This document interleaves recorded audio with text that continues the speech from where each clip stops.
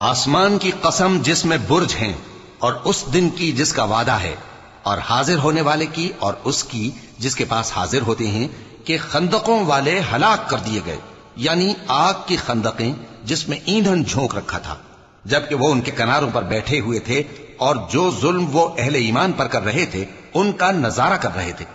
اور ان کو مومنوں کی یہی بات بری لگتی تھی کہ وہ اللہ پر ایمان لائے تھے جو غالب ہے، سب خوبیوں والا ہے، جس کی آسمانوں اور زمین میں بادشاہی ہے، اور اللہ ہر چیز سے واقف ہے۔ ان لوگوں نے مومن مردوں اور مومن عورتوں کو تکلیفیں دیں اور توبہ نہ کی، ان کو دوزخ کا اور عذاب بھی ہوگا اور جلنے کا عذاب بھی، اور جو لوگ ایمان لائے اور نیک کام کرتے رہے ان کے لیے باغات ہیں جن کے نیچے نہریں بہ رہی ہیں، یہی بڑی کامیابی ہے۔ بے شک تمہارے پروردگار کی پکڑ بہت سخت ہے،